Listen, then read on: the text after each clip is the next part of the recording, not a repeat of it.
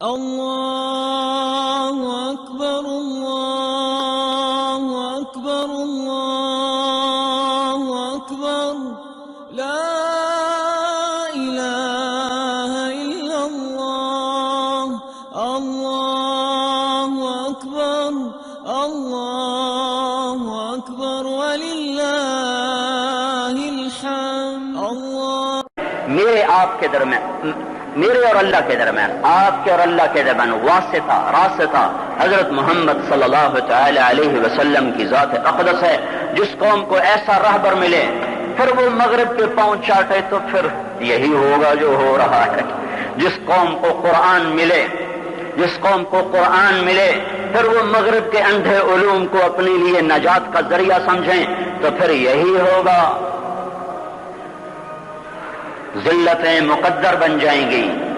کائنات کے علم کی نفی نہیں کر رہا ہوں، کائنات کا علم سائنس ہے، وہ مغرب کا علم نہیں، وہ تو کائنات کا علم ہے۔ جاپان کوئی مغرب میں ہے، سنگاپور کوئی مغرب میں ہے، کوریا کوئی مغرب میں ہے۔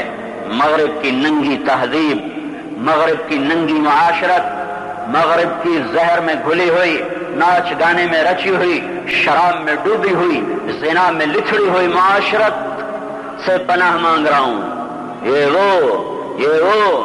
وہ زہر ہے جس قوم میں پھیلے گا زیر زمین جانا پڑے گا، عزتیں چھن جائیں گی، محبتیں روٹ جائیں گی، اقتدار کے سورج غروب ہوں گے اور اللہ کے کوڑے برسیں گے۔ یہ دھرتی اللہ کی ہے۔ جب زنا ہوتا ہے وہ دیکھتا ہے، جب شراب کی محفلیں لگتی ہیں وہ دیکھتا ہے، جب ناچ گانے کی محفلیں لگتی ہیں وہ دیکھتا ہے، جب گھنگرو باندھ کے ناچنے والی حیا کی چادر کو تار تار کرتی ہے اور ناموس سے محمد کو آگ لگاتی ہے تو وہ دیکھتا ہے۔ پھر یہ دھرتی پکارتی ہے، یا اللہ یہ کب تک ہوگا، یا اللہ یہ کب تک ہوگا، تو مجھے اجازت کیوں نہیں دیتا، میں پھٹ جاؤں۔ ان کا پتہ بتا رہا ہوں۔ اما عائشہ رضی اللہ تعالی عنہا سے پوچھا گیا زلزلے کیوں آتے ہیں؟ ابن ابی دنیا بہت بڑے محدث ہیں، وہ اس کو روایت فرما رہے ہیں زلزلے کیوں آتے ہیں؟ تو اماں نے فرمایا کہ جب لوگ زنا کرتے ہیں بے باکی کے ساتھ، جب زنا ایسے عام ہو جاتا ہے، بوائے فرینڈ گرل فرینڈ، جب زنا عام ہو جائے اور لوگ زنا ایسے کریں جیسے نکاح ہوتا ہے، جیسے نکاح میں میاں بیوی کے ملنے میں کوئی حرج نہیں ہے، اس طرح بے حیا ہو کے لوگ زنا کریں کہ جیسے کوئی جرم کوئی نہیں، اور شراب پئیں محفلیں سجا کر، شراب کی محفلیں سجائیں اور ناچ گانے کی محفلیں ہوں اور اس کی دعوت دی جائے، تشریف لائیں محفل موسیقی۔ جب یہ تین کام زمین پر ہوتے ہیں تو آسمان والے کو غیرت آتی ہے، وہ کہتا زمین کو ہلا دو، زمین کو ہلا دو، پھر وہ ہلتی ہے، پھر جہاں چاہے ہلا دے۔ ایک سوال ذہنوں میں بھی ہے اور لوگوں کی زبانوں تک آ گیا ہے، یہ معصوموں کا کیا قصور تھا؟ اللہ نے یہ کیا کر دیا؟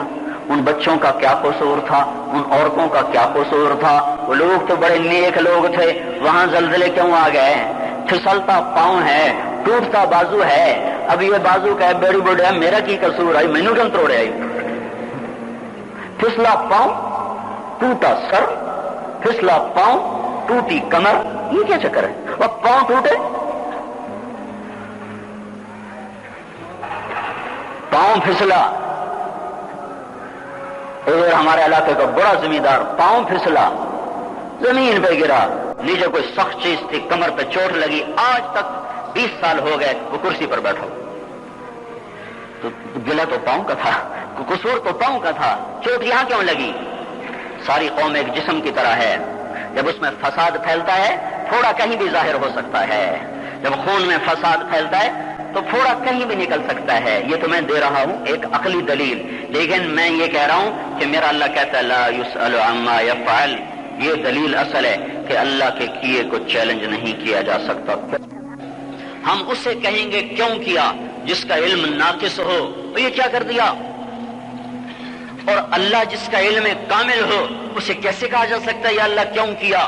ہم اس سے کہیں گے کیوں کیا جو ظلم بھی کرتا ہو عدل بھی کرتا ہو، اور جو سراپا عدل ہو، جو سراپا رحم ہو، جو سراپا کرم ہو، اسے نہیں کہا جا سکتا یا اللہ یہ کیا کر دیا، یہ کیوں کیا، اسے کہا جاتا ہے جس کا دیکھنا کامل نہ ہو، جس کا سننا کامل نہ ہو، جس کی نظر کامل نہ ہو، جس کی خبر کامل نہ ہو، جس کا دیکھنا ماضی حال مستقبل پر محیط ہو، جس کا سننا اولین آخرین پر محیط ہو، اسے کیسے کہا جائے کہ یا اللہ یہ کیوں کیا، یہ کیا کیا، جبکہ وہ ماؤں سے 70 کا لفظ کبھی بھی عربی زبان میں عدد نہیں بتاتا۔